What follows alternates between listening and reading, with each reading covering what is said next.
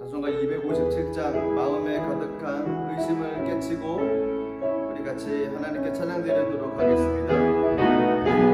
마음에 가득한 의심을 깨치고 지극히 완벽한 마음으로 찬송을 부르는 어린 양 예수의 그 피로 속죄하오네.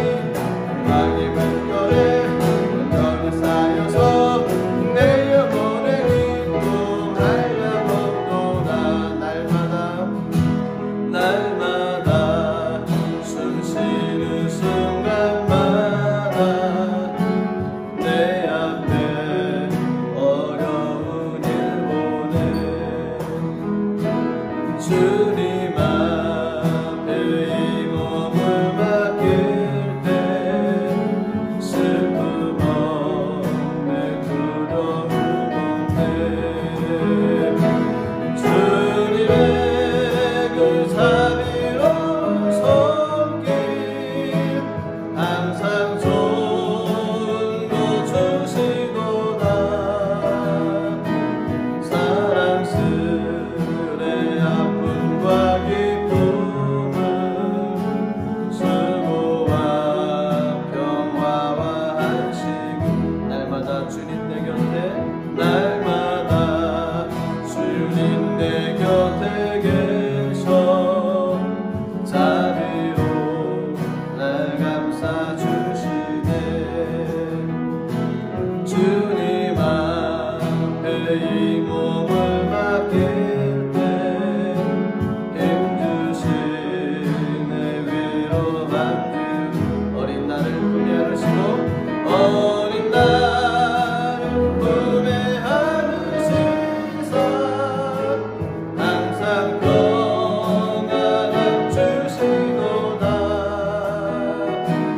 내가 살아 숨을 쉬는 동안 살피신다 약속하셨네 인생의 어려운 순간 인생의 어려운 순간마다 주의 약속 생각해보네 주님 손 믿음 잃지 않고 말씀 속 그 위로를 얻네 주님의 도우심 주님의 도우심 바라보며 모든 어려움 이기도다 흘러가는 순간순간마다 주님 약속 새겨봅니다 이 시간 잠시 한번 기도하겠습니다 날마다 숨쉬는 순간마다 우리 가운데 어려운 일이 힘든 일이 우리 가운데 펼쳐집니다 우리 찬양의 고백처럼 주님의 도우심을 바라보며 믿음으로 이겨나갈 수 있는 그 은혜를 달라고 같이 한번 기도하겠습니다 힘들고 어려울 때마다 하나님의 약속의 말씀을 바라보면서 주님께 주신 힘으로 모든 환경과 모든 상황을 이겨나갈 수 있는 은총과 은혜를 달라고 우리 이 시간 주여 한번 부르고 잠시 기도하겠습니다 주여 하나님 우리에게 힘으로 더하여 주시옵소서 주님의 도우심을 바라보며 나갑니다 아버지 하나님 주의 약속을 바라보며 나갑니다 하나님 넘어지고 쓰러진 인생의 삶이 되지 않게 해주시옵소서 하나님 주님의 놀라우신 은혜를 바라보며 나갈 때 하나님 우리 삶 가운데 말씀을 하나님의 거룩한 명령을 기도하시옵소서 하나님 우리에게 넘치는 복으로 충만하게 채워주시옵소서 하나님 아버지 우리에게 놀라우신 주님의 영광을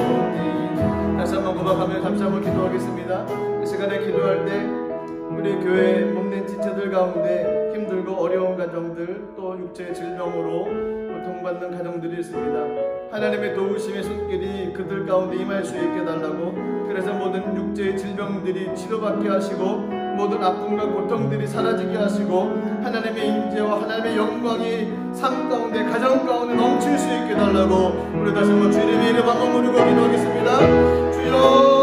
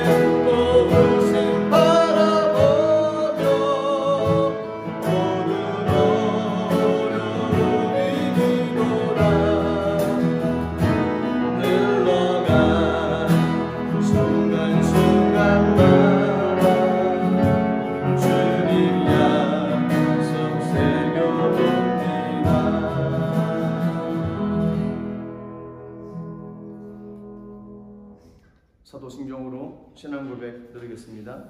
전능하사 천지를 만드신 하나님 아버지를 내가 믿사오며 그 외아들 우리 주 예수 그리스도를 믿사오니 이는 성령으로 잉태하사 동정녀 마리아에게 나시고 본디오 빌라도에게 고난을 받으사 십자가에 못 박혀 죽으시고 장사한 지 사흘 만에 죽은 자 가운데서 다시 살아나시며 하늘에 오르사 전능하신 하나님 우편에 앉아 계시다가 저리로서 산자와 죽은 자를 심판하러 오시리라. 성령을 믿사오며 거룩한 공예와 성도가 서로 교통하는 것과 죄를 사하여 주시는 것과 몸이 다시 사는 것과 영원히 사는 것을 믿사옵나이다. 아멘.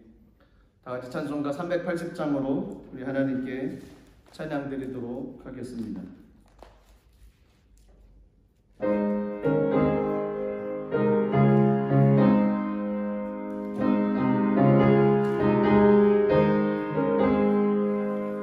나의 생명 되신 주 주님 앞에 나아갑니다.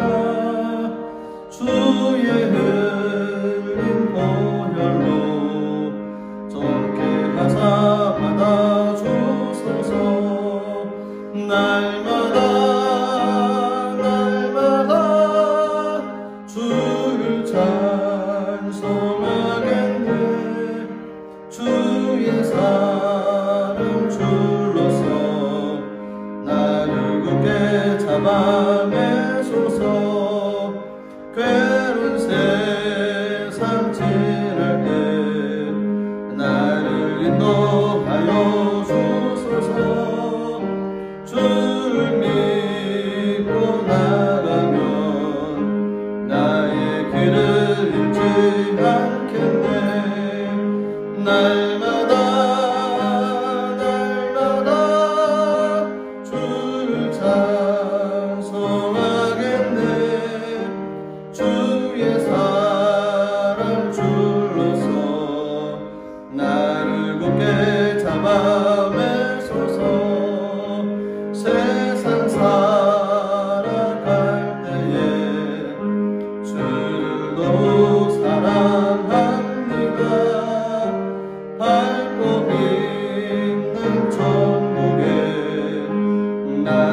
영혼 들어가겠네. 날마다 주를 찬송하겠네. 주의 사랑 줄로서 나를 굳게 잡아 매소서.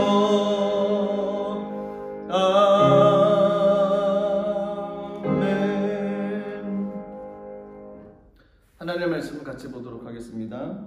사도행전 10장 44절부터 마지막 절인 48절까지입니다. 신약성경 사도행전 10장 44절부터 48절까지 말씀, 우리 다같이 한 목소리로 하나님의 말씀 합독하도록 하겠습니다. 베드로가 이 말을 할 때에 성령이 말씀 듣는 모든 사람에게 내려오시니 베드로와 함께 온 할례 받은 신자들이 이방인들에게도 성령 부어 주심으로 말미암아 놀라니 이는 방언을 말하며 하나님 높임을 들음이러라. 이에 베드로가 이르되 이 사람들이 우리와 같이 성령을 받았으니 누가 등이 물로 침례 베품을 금하리요 하고 명하여 예수 그리스도의 이름으로 침례를 베풀라 하니라.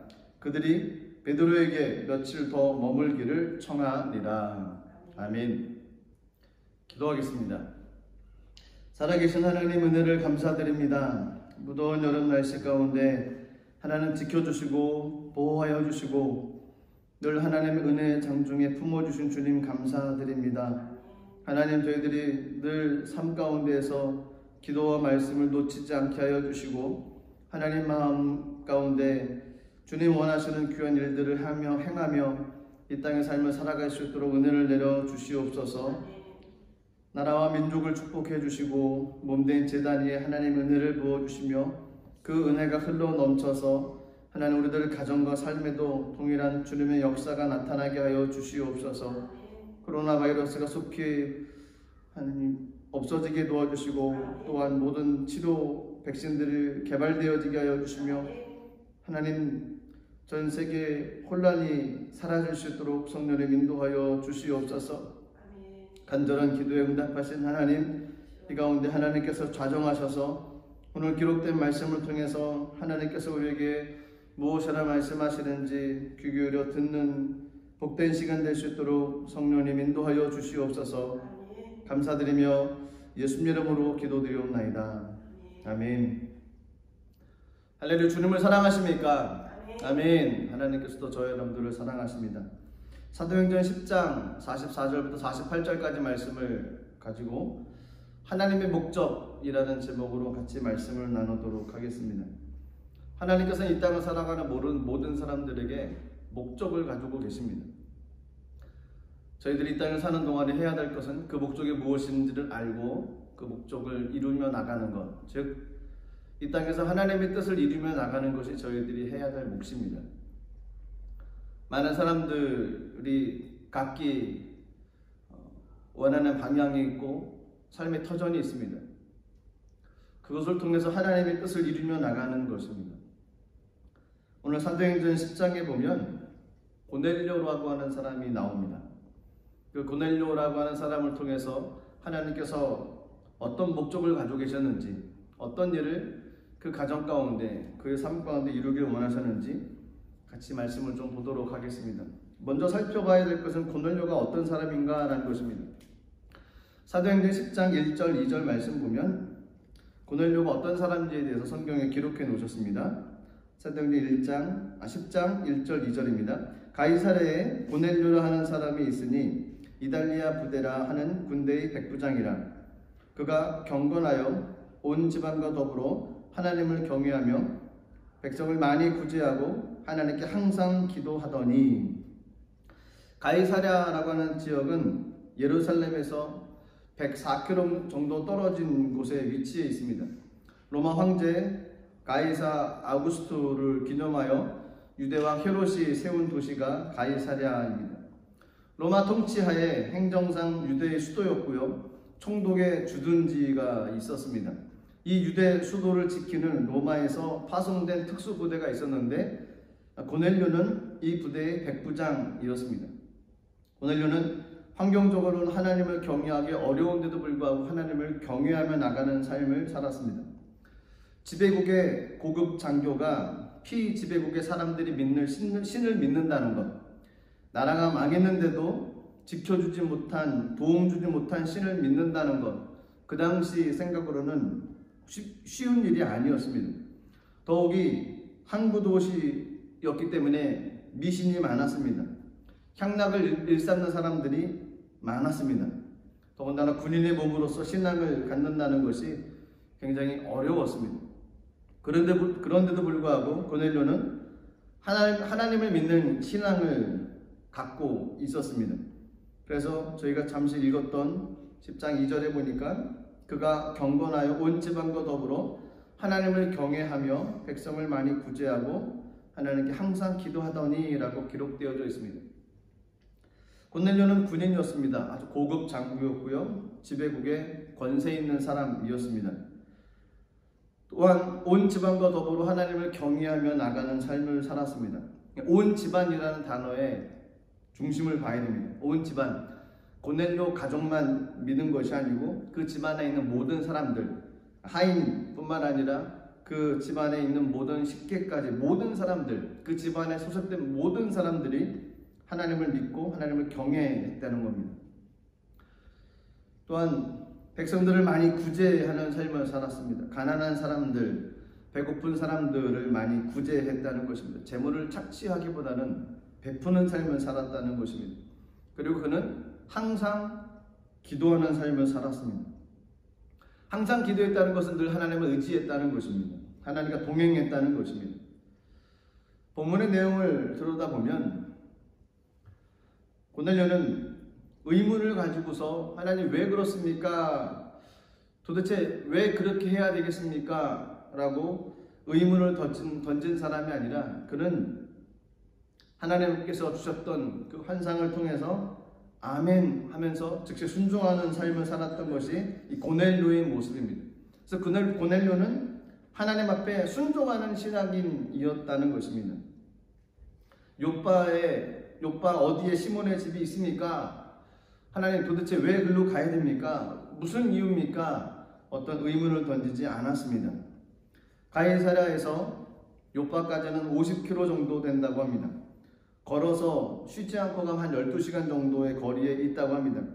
그런데 신기하게도 고넬료뿐만 아니라 그가 데리고 있는 하인들조차도 고넬료가 하나님 왜 그렇습니까? 왜 시몬의 집이 요빠에 어디 있습니까? 거기까지 왜 가야 됩니까? 라는 궁금증을, 의문을 던지지 않았던 것처럼 그의 하인들조차도 묻지도 않았습니다. 그냥 아멘 하며 순종하며 삶을 살았던 것이 고넬료의 모습이었습니다. 사도행전 10장 5절에 보면 내가 지금 사람들을 요빠에 보내라 베드로라 하는 시몬을 청하라 라고 얘기를 합니다. 고넬료 하인들이 요빠에 도착할 때쯤 돼서 베드로가 시몬의 집 옥상에 올라가 기도하는데 베드로에게 환상이 보였습니다. 하늘에서 한 그릇이 내려왔고요. 그 그릇 안에는 유대인들이 부정하게 여기는 먹지 않는 짐승들이 있었습니다. 그때 또 하늘에서 음성이 들렸습니다. 잡아먹으라. 베드로가 대답을 했지요. 그럴 수 없습니다. 깨끗하지 않은 것 결코 먹을 수 없습니다. 라고 베드로가 이야기를 했습니다. 두 번째 하늘에서 음성이 들렸습니다. 하나님께서 깨끗하게 하신 것을 내가 속되다 하지 말아라. 그럼에도 불구하고 베드로는 먹지를 않았습니다. 두 번, 세 번 똑같은 환상이 이루어졌습니다. 그때 시몬의 집에 고넬료의 하인들이 도착을 했습니다. 기가 막힌 타이밍, 그 하나님께서 원하셨던 그 순간에 만나게 하셨다는 것입니다. 하나님께서 그들의 길을 인도하셨다는 것이죠. 그때 성령님께서 이렇게 얘기를 하십니다. 베드로에게 일어나 내려가 의심하지 말고 함께 가라. 내가 그들을 보내었노라 라고 이야기를 합니다. 고넬료는 순종하는 삶을 살았습니다. 하나님께서 말씀하시는 것에 대해서 흔들리지 않고 순종하며 나가는 삶을 살았던 것이 고넬료의 모습이었습니다. 또한 고넬료는 주의 종을 하나님처럼 잘 섬겼던 삶을 살았던 것이 고넬료였습니다. 10장 25절 말씀 보시면 이렇게 말씀이 기록되어 있습니다. 마침 베드로가 들어올 때 고넬료가 맞아 발 아래 엎드려 절하니. 베드로가 들어왔을 때 고넬료는 온 집안 식구들, 하인들, 군인들 앞에서 베드로를 맞으러 나가서 그 발 앞에 엎드려 모셨다는 거였습니다. 마치 신을 모시듯 베드로가 깜짝 놀랍니다. 나는 사람입니다. 나는 신 아닙니다. 왜 나한테 그렇게 합니까? 라고 이야기할 정도로 고넬료는 주의 사자였던 베드로가 집에 도착을 했을 때 큰 감격과 기쁨 속에 최고의 모습으로 그를 대접하는 모습, 그를 맞이하는 모습이 그 삶 가운데 있었던 것이 고넬료의 모습이었습니다. 또한 고넬료는 저희가 아는 것처럼 전도와 양육의 사람이었다고 해도 과언이 아닙니다.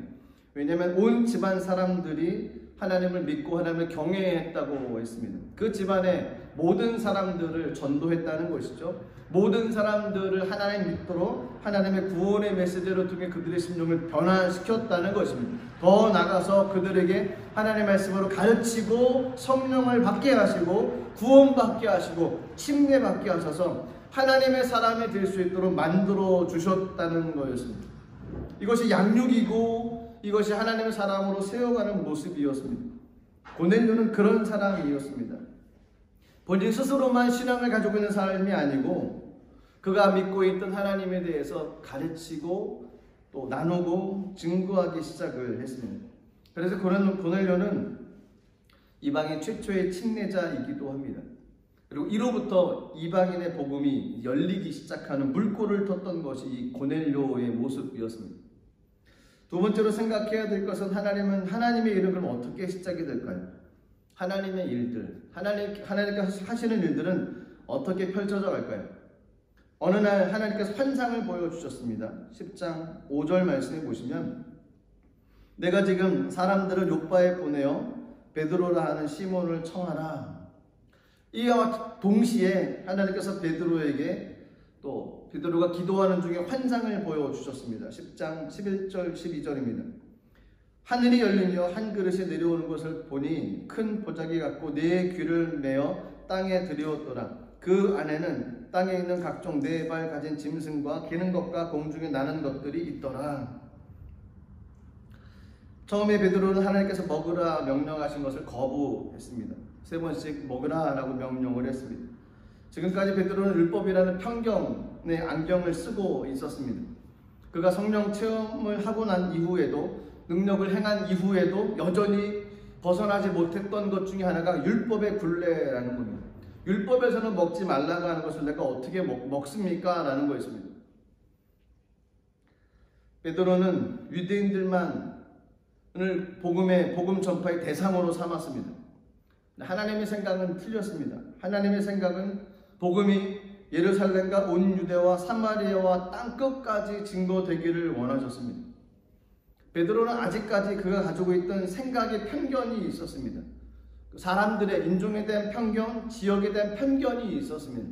구원받을 사람, 구원받지 못할 사람으로 구분됐다는 겁니다. 유대인과 이방인으로 선을 걷다는 것입니다. 유대인들은 구원받을 대상이고 이방인들은 구원받지 못할 대상이라는 겁니다. 하나님께서는 부정한 음식에 대한 환상을 통해서 베드로가 가지고 있던 모든 편견을 깨트리기를 원하셨습니다. 부정한 음식이라는 것은 결국 이방인들을 상징을 합니다. 베드로는 이방인들은 구원받을 수 없는 대상이라고 생각을 했습니다. 그런데 환상을 통해서 먹어라. 베드로는 부정한 건 먹지 못합니다. 이방인들은 구원받을 수 없습니다. 라고 하는 그런 의미였습니다. 베드로는 아직까지 그 환상의 의미를 잘 알지 못했습니다. 베드로는 그 환상에 대해서 계속 생각을 하는데 성령님께서 어떤 의미인지를 말씀을 해서 가르쳐 주시는 것이 10장 20절의 말씀이 기록되어 있습니다. 10장 20절입니다. 일어나 내려가 의심하지 말고 함께 가라. 내가 그들을 보내었느니라 하시니. 마침 그때 고넬료가 보낸 사람들이 베드로를 찾았습니다. 기가 막힌 타이밍이 맞았다는 것이죠. 베드로는 너희들이 찾는 그 사람이 바로 나인데 무슨 일로 왔느냐라고 묻습니다. 자초지종을 들었던 베드로는 하룻밤을 지내게 한 뒤에 함께 가이사랴로 출발을 합니다. 베드로의 입장에서는 이런 결정은 쉬운 결정은 아니었습니다. 여전히 베드로는 유대인들을 대표하는 사도였습니다. 유대인들은 이방인들과의 접촉을 부정하게 생각을 했습니다. 아무리 로마의 군대 백부장이지만 그의 초청에 무작정 응했다가는 큰 어려움을 당할 수도 있었습니다. 그럼에도 불구하고 베드로는 주저없이 떠났습니다. 그 이유가 무엇일까요? 그 이유는 10장 28절의 말씀에 기록되어져 있습니다. 10장 28절입니다. 이르되 유대인으로서는 이방인들과 교제하며 가까이 하는 것이 위법인 줄을 너희도 알거니와 하나님께서 내게 지시하사 아무도 속되다 하거나 깨끗하지 않다 하지 말라 하시기로. 기도할 때 보여준 환상 때문이었습니다. 잘 알지도 못했던 고넬료와 베드로가 동시에 환상을 하나님께서 보게 해 주셨습니다. 그리고 그 모든 것들이 하나님의 뜻이었음을 깨닫게 됐습니다. 더 중요한 것은 하나님께서 지시하셨다는 것입니다. 이 모든 사건은 하나님께서 계획하셨다는 것입니다. 하나님의 일은 이렇게 시작이 됩니다. 한 사람의 응답만으로 일이 진행되어지는 경우도 있지만 그렇지 않습니다. 하나님께서는 그 응답에 확신을 주시기 위해서 그 일을 같이 하는 사람들에게 동시에 응답을 주신다는 겁니다. 가정에서 어떤 일을 계획하고 나갈 때 남편이 응답을 받으면 아내도 응답을 받아야 됩니다. 그래야지 둘이 마음이 하나가 될 수 있습니다. 같이 응답을 받고 같이 출발하는 것입니다. 혼자만 응답을 받으면 이것이 정말 하나님의 응답인지 아닌지 힘들고 어려울 때 놓는 경우들도 있습니다. 하지만 둘이 응답을 받으면 같이 무릎을 꿇고 나갈 수가 있습니다. 하나님의 일은 이렇게 시작이 됩니다. 알 수 없는 일이지만 하나님께서 예비하시고 같은 마음을 주셔서 같은 응답을 받게 하시고 그래서 한 목표를 향해 달려갈 수 있도록 만들어 주십니다. 그 길을 가게 하시는 목적은 무엇일까요? 도대체 이 고넬료 가정에게 하나님께서 하셨던 그 목적은 도대체 무엇일까요? 그 목적이 오늘 읽었던 44절부터 말씀이 기록되어져 있습니다. 첫 번째로 하나님의 목적은 무엇이냐면요, 성령을 받는 거였습니다. 44절, 45절 말씀을 제가 읽겠습니다. 베드로가 이 말을 할 때 성령이 말씀 듣는 모든 사람에게 내려오시니 베드로와 함께 온 할례 받은 신자들이 이방인들에게도 성령 부어주심으로 말미암아 놀라니.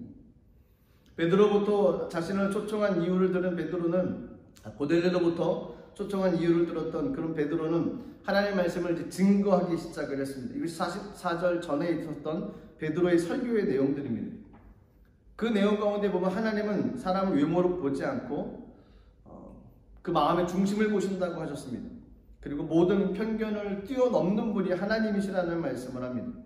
하나님께서는 예수 그리스도에게 성령의 능력을 부어주셔서 선한 일을 행하시고 또 마귀에게 들린 모든 사람들을 고치셨다고 선포를 했습니다. 유대인들은 그 예수를 십자가에 달려 죽게 했지만 하나님께서 다시 사흘 만에 살리셨다고 베드로가 설교를 합니다. 우리는 바로 이 예수를 믿음으로 말미암아 죄사함을 얻을 수 있다고 설교를 합니다. 베드로가 예수 그리스도의 십자가와 부활의 복음을 힘있게 증거할 때 성령이 말씀을 듣는 모든 사람들에게 내려왔다라고 44절에 기록되어져 있습니다. 그런데 베드로와 동행했던 할례 받은 신자들이 이방인들에게도 성령 부어주심으로 말미암아 그들이 깜짝 놀랐습니다. 그 당시에는 이것은 생각할 수 없는 일이었습니다. 성령을 부어주시는 것, 하나님의 은혜의 사람이 되어지는 건 당연히 유대인입니다. 이방인들은 그런 혜택을 받지 못하는 관계없는 사람이라고 생각을 했습니다. 그래서 이방인들에게도 성령이 부어주심이 보였다는 겁니다. 그들이 깜짝 놀랐습니다. 이방 사람 고넬료와 모든 사람들에게 성령이 임한 사건, 사도행전 2장에 나왔던 오순절 성령 강림의 사건의 제2사건이라고 얘기할 수 있는 것이 이 고넬료의 사건이었습니다. 왜? 하나님께서 왜 고넬료와 그 가정들에게 성령을 부어주셨겠습니까? 하나님의 뜻은 무엇이겠습니까? 성령의 역사는 모든 인종과 지식의 편견을 뛰어넘는다는 것입니다. 저희가 생각할 수 있는 범위를 뛰어넘어서 역사하시는 분이 하나님이시라는 것입니다.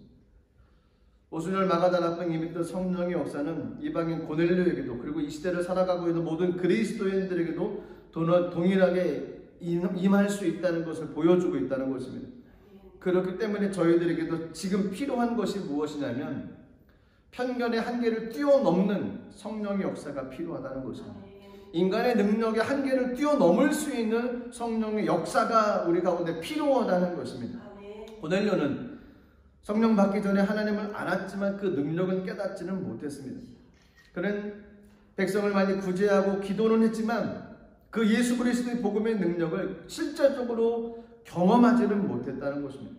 머리로는 알고 있었고 믿고 있었지만 그 능력은 체험하지 못했다는 것입니다.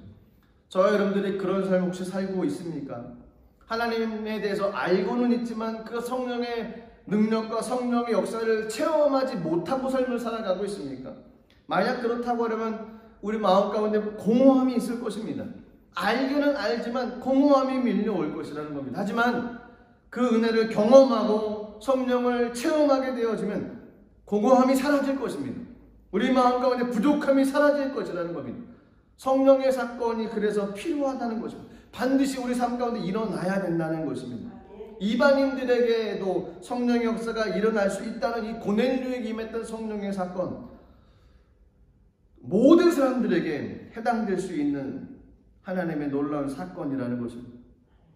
여기서 한 가지 더 볼 것이 있습니다. 44절에서는 성령의 말씀 듣는 모든 사람들에게 내려오시니 라고 얘기를 합니다.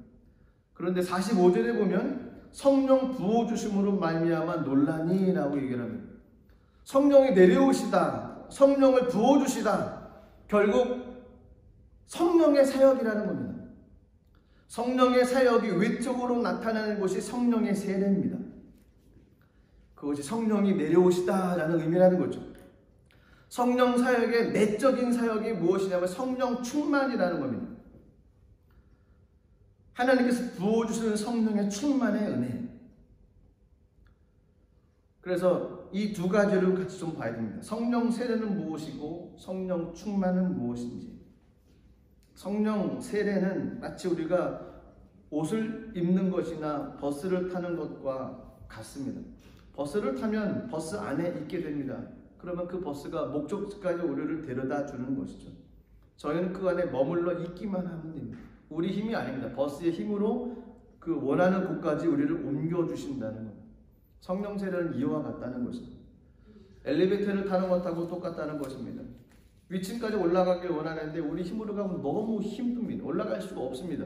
그런데 엘리베이터에 타고 스위치만 누르면 우리를 원하는 곳까지 올려주는 것, 이것이 성령 세례입니다. 우리 힘으로 이 땅을 살아가는 것 너무 버겁고 어렵습니다. 하지만 성령의 은혜를 입고 성령 세례를 받으면 우리는 갈 수 있다는 것입니다. 성령 세례는 목적은 무엇이겠습니까? 그 목적은 증인된 삶을 살아가는 것입니다. 예수님께서도 성령의 기름 부으심을 받은 후에 권능을 입고 복음 전파의 공생애를 시작을 하셨습니다. 성령 세례는 그리스도인으로서 반드시 받아야 될 것 중에 하나가 이 성령 세례, 성령 침례라는 것입니다. 이 성령 세례의 결과는 무엇이겠습니까? 우리 삶 가운데 예수님의 능력이 나타나는 것입니다. 다이나믹한 삶을 살아가는 것입니다. 다이나마이트 같은 권능의 삶을 살아가는 것입니다. 변화를 주는 삶을 살아갈 수 있는 것이 이 성령 세례의 결과라는 것입니다. 베드로의 경우를 보면 알 수가 있습니다. 오순절날 성령을 임하기 전과 이후의 베드로의 모습은 너무나 큰 차이였습니다. 예수님께서 고난받아 십자가에 죽으실 것 제자들에게 예수님께서 말씀을 하셨습니다. 베드로가 얘기하기를 모두가 주를 버리고 도망간다 할지라도 저는 버리지 않습니다. 호언장담했던 것이 베드로였습니다. 하지만 베드로도 부인하고 저주까지 했습니다. 이것이 성령 받기 전에 베드로의 모습이었습니다. 성령 받은 이후에 베드로는 순교자를 삽니다.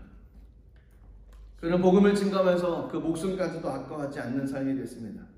과연 이 전과 이후에 가운데 어떤 사건이 있었겠습니까? 성령 받은 사건밖에 없습니다.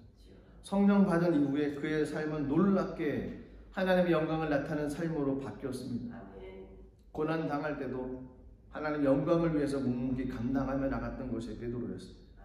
능력도 나타났습니다. 안진뱅이를 걷게 하고 죽은 자를 살리고 능력 있는 설교로 3,000명, 5,000명이 변화되어지는 은혜를 누렸습니다.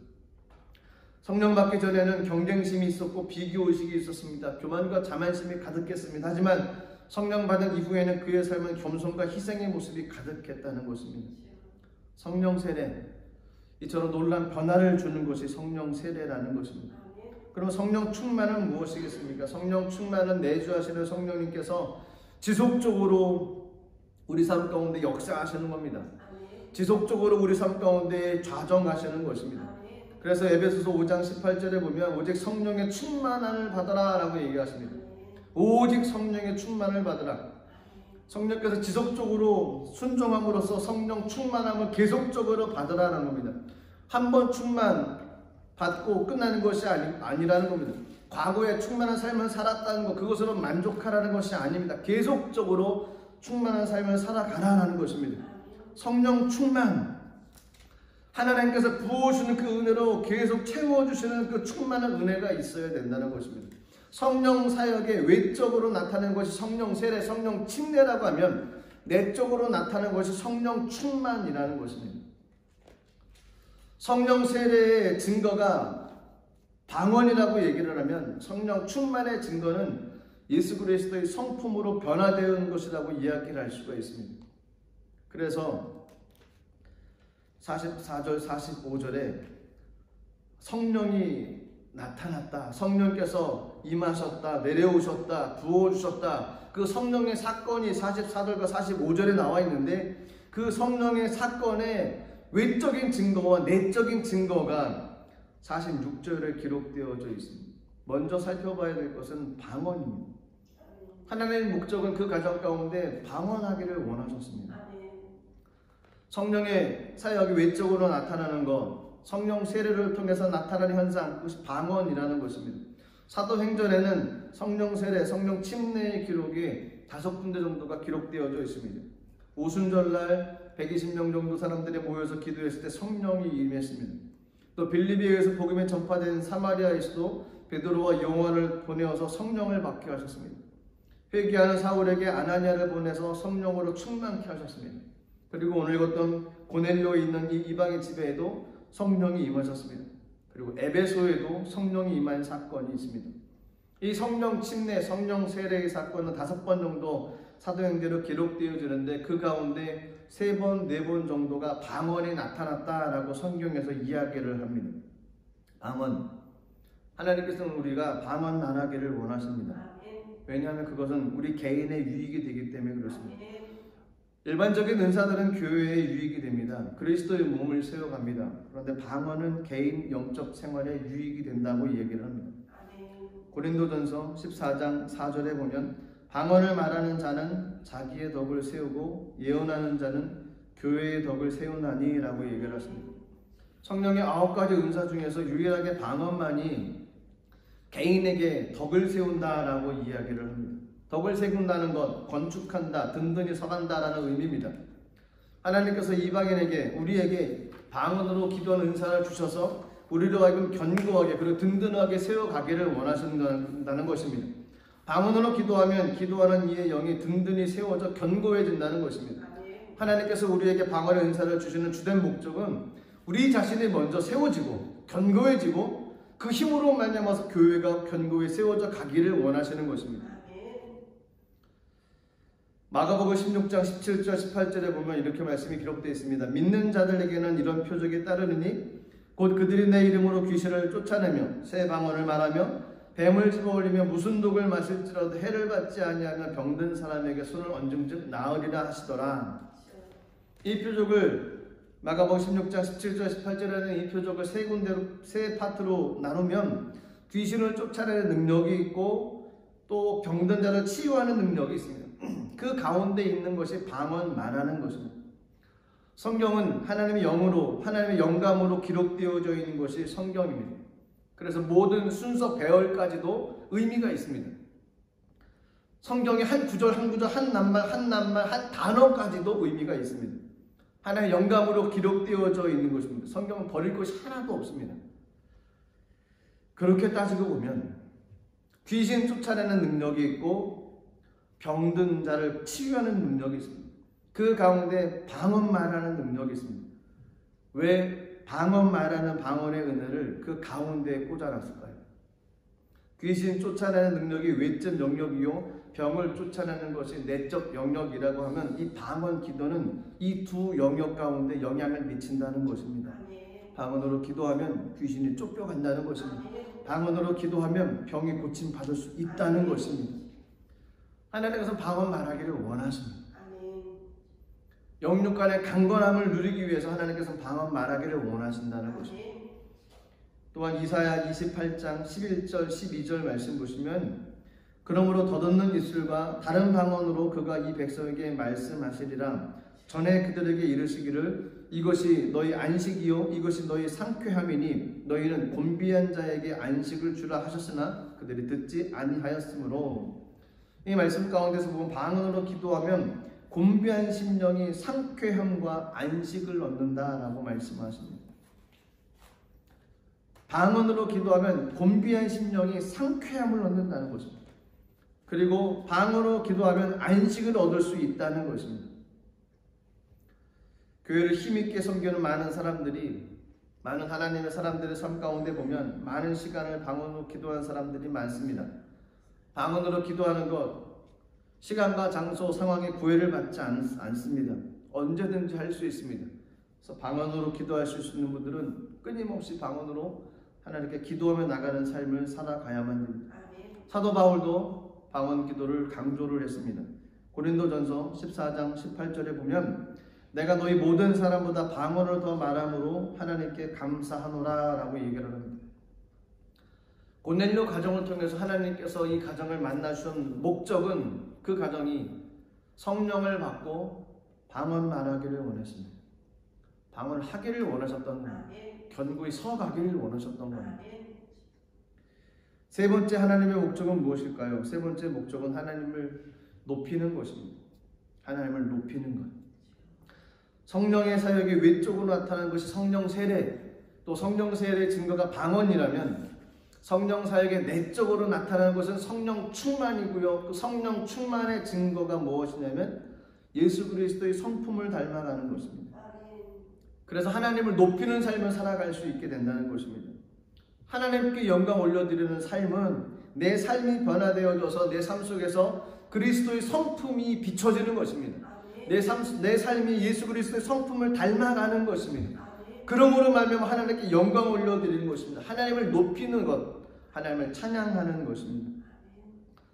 성령 충만한 삶은 단지 주관적인 어떤 느낌이 아닙니다. 어떤 교리적인 주장을 받아들였다는 그것도 아닙니다. 에베소서에서 성령 충만한 삶을 이야기를 하는데 술 취함과 비교를 해서 이야기를 합니다. 우리는 술 취한 사람들을 보면 이 사람 술 취했구나라는 것을 알 수 있습니다. 그 사람이 술 먹고 술 취했습니다 라고 이야기를 해서 그 사람이 술 취한 것을 알 수 있는 것은 아닙니다.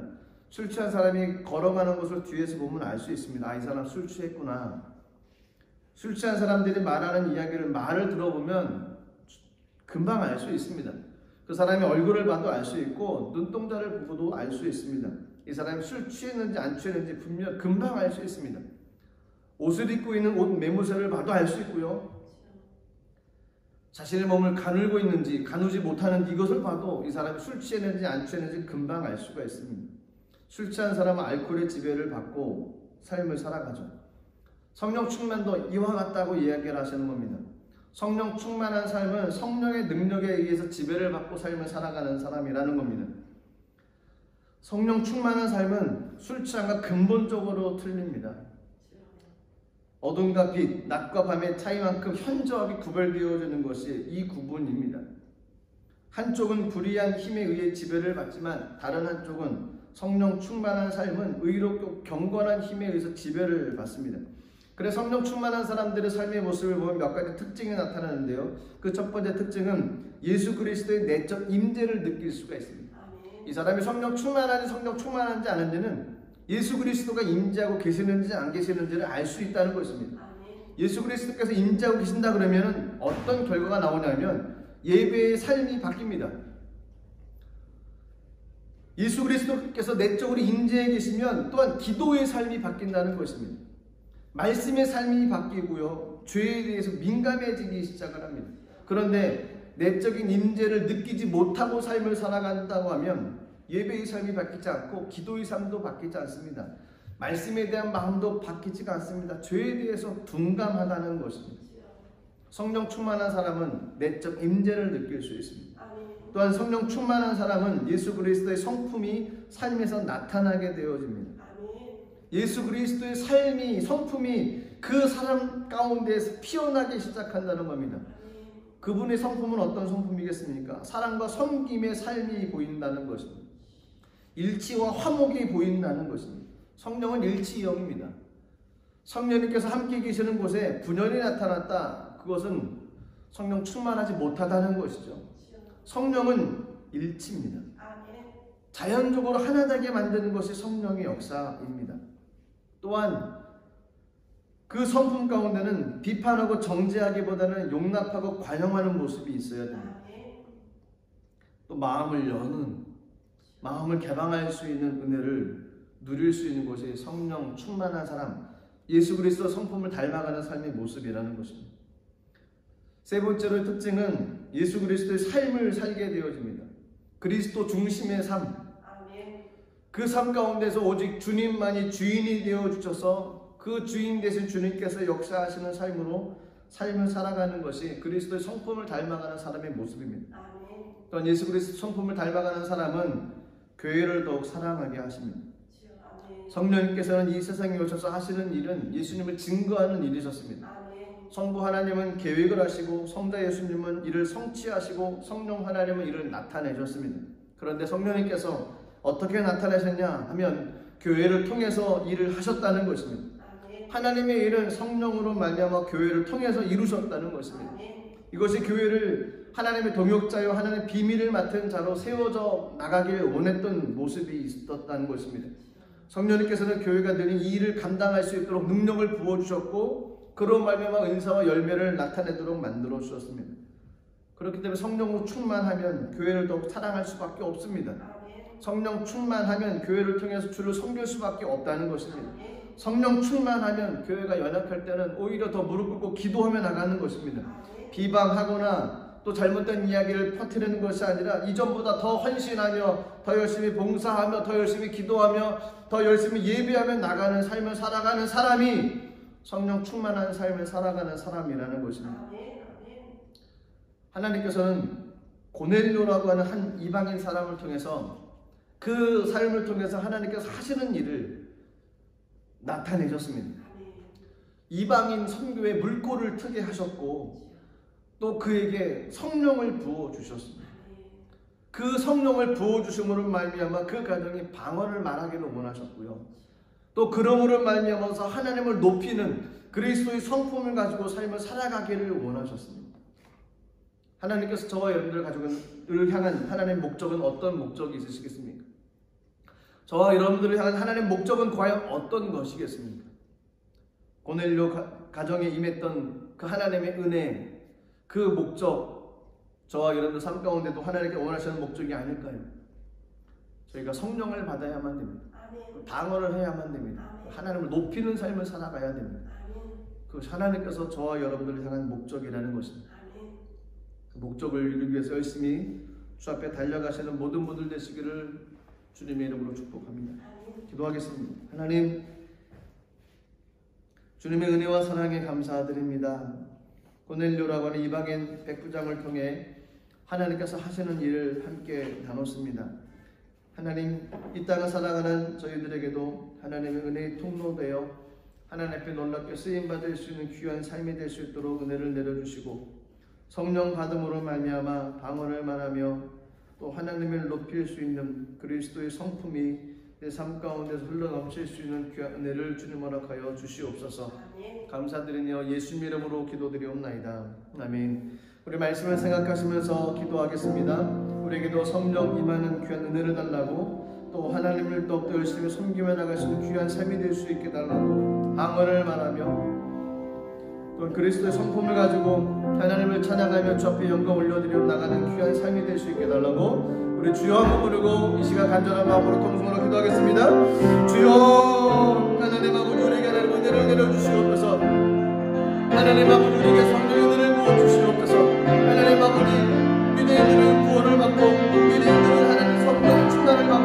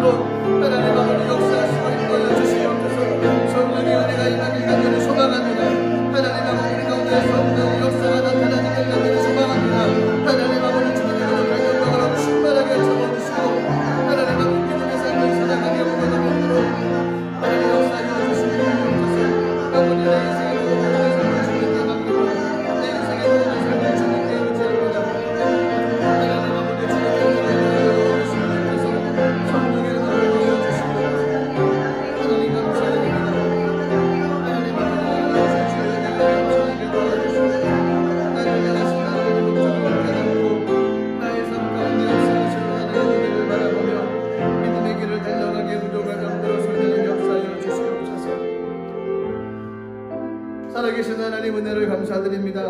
이방인 고넬료에게 하나님께서 계획을 가지고 계셨습니다. 이 땅을 살아가고 있는 우리들에게도 하나님은 계획을 가지고 계십니다. 이 땅을 살아가는 목적이 있음을 감사드립니다.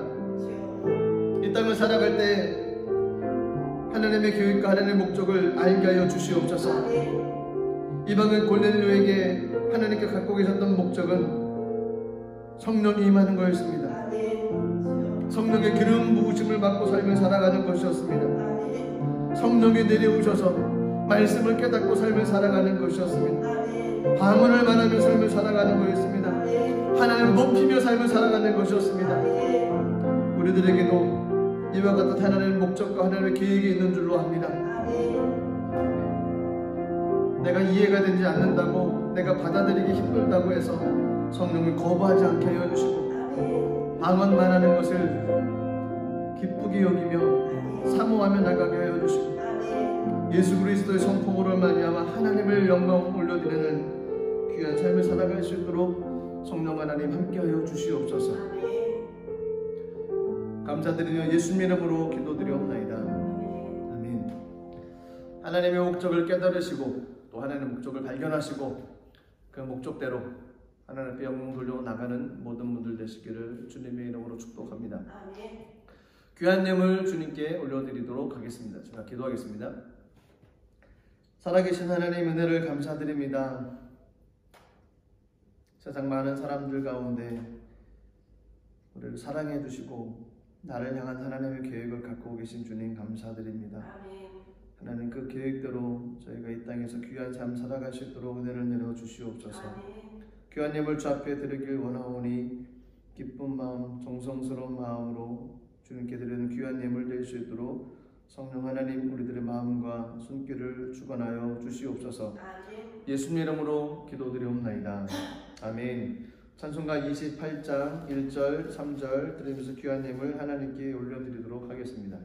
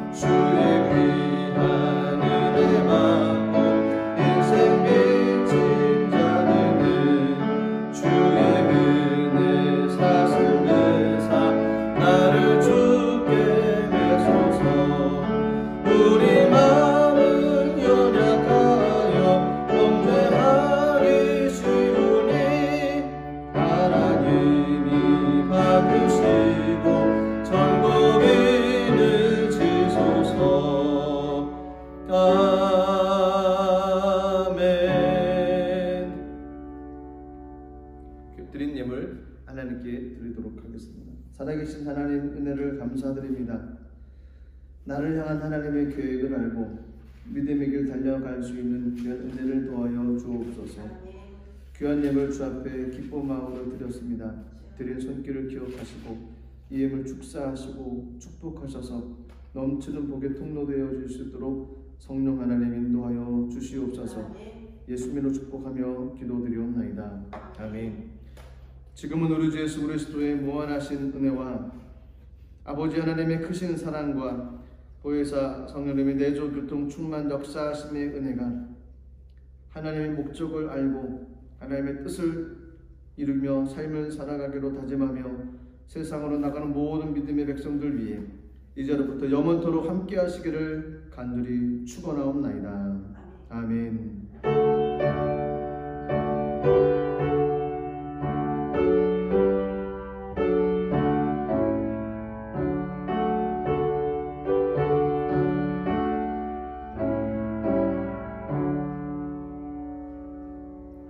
예배를 받으신 하나님께 영광의 박수를 드리겠습니다. 할렐루야. 한 주간도 주님 안에서 승리하며 나가시기를 주의 이름으로 축복합니다.